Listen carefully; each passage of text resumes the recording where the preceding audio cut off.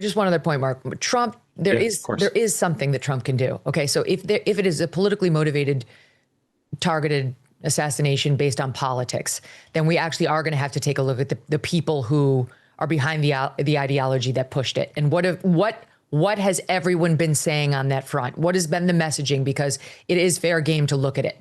And then those people must be held to account. And those people must reflect on how they've talked about Charlie Kirk and frankly, others like him who have those similar messages. So we'll get there when we get there. But in the wake of this young girl's murder on this train in North Carolina, the shooting of young Christian children in Minneapolis, there actually is something else Trump can do.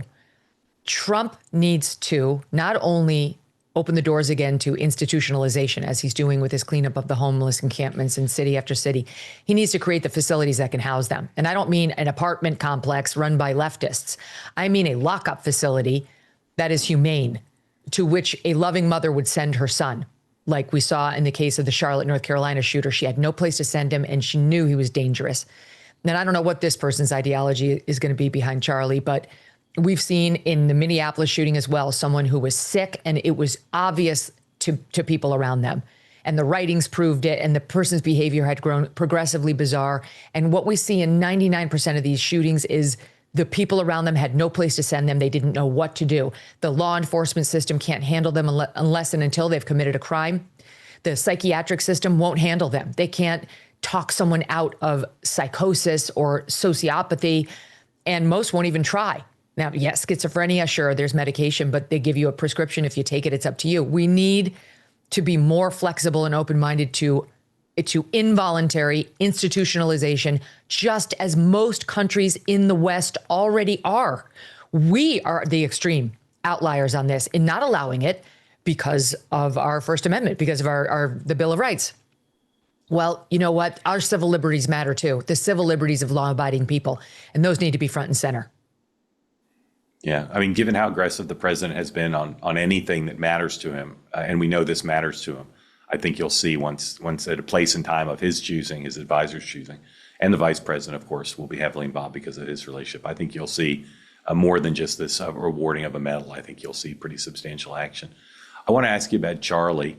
One of my disappointments, not a surprise, but disappointments, is that people in what I call the dominant media, they don't understand who he was or what he was about. And so the coverage is very superficial. They call him right-wing activist and things like that. Or far right.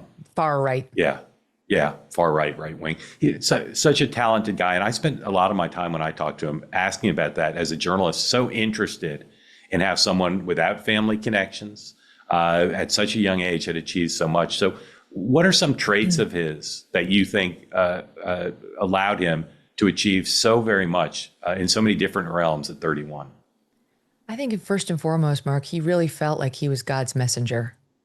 I really think he felt he was driven by God, that he was mission driven, and that it was a divine mission. And that's what gave him all of his inspiration.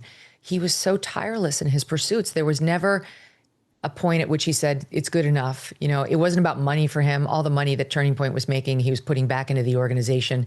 Charlie didn't have some desire to live large and have this huge, expensive life. He wanted to change the country for the better. And that's why he knew, you know, one of the things I noticed yesterday and going back over some of our own interviews and some of Charlie's clips, he knew he was under threat.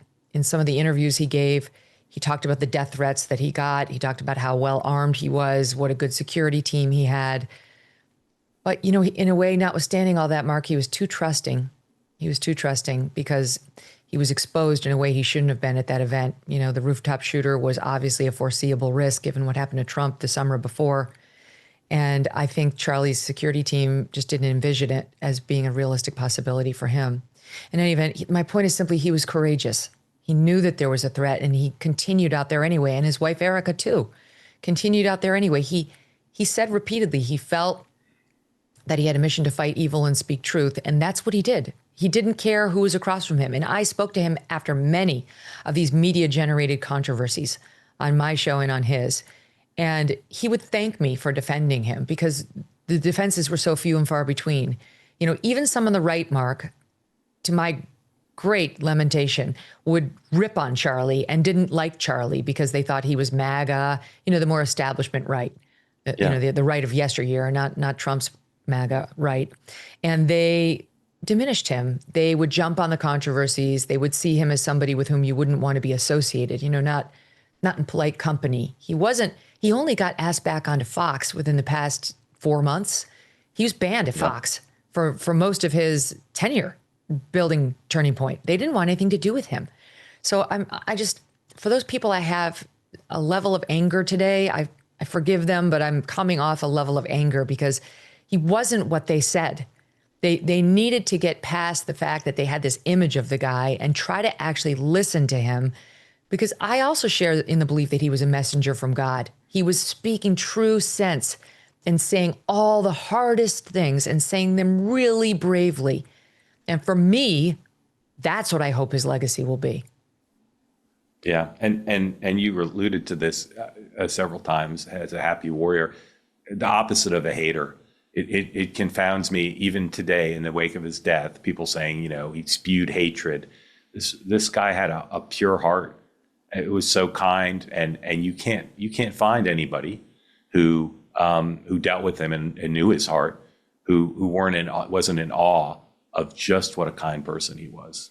It's such a bastardization by the left.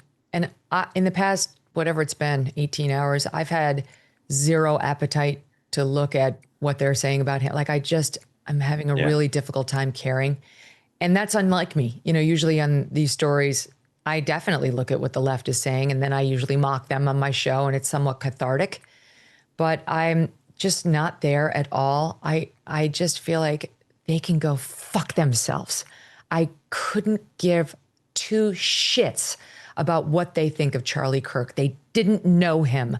They don't understand any of us.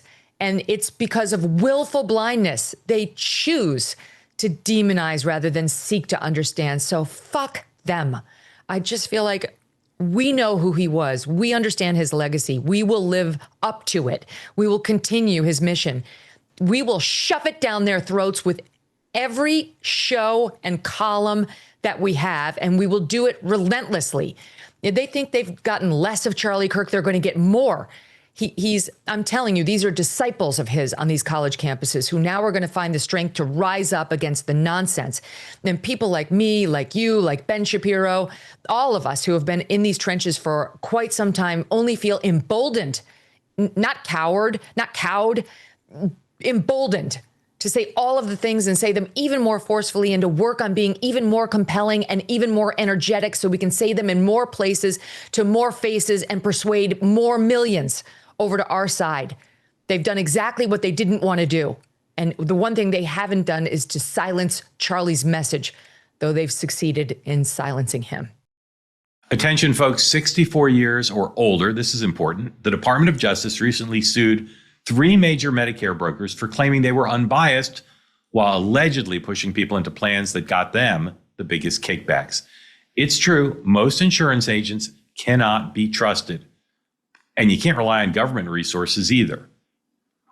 That's why I want you to know about a place called Chapter. Chapter was started by people who went through this personally in their own families after their parents were pushed into the wrong Medicare plans by an agent who was more focused on commissions than on good care. Chapter's mission is very simple: to give every American the honest, straightforward Medicare advice that they need and that they deserve. And here's what makes them different. They're the only Medicare advisor that compares every plan nationwide, not just a few. That saves their clients an average of $1,100 every year. There's no reason not to call. It's quick, it's easy, and they can review your options in less than 20 minutes. If you're already in the good right plan for you, they'll tell you. But if there's a better one, they'll help you switch. This could be the most important call you make this year. Dial pound 250 and say Chapter Medicare to get the peace of mind you deserve. Again, that's pound 250 250 and say Chapter Medicare.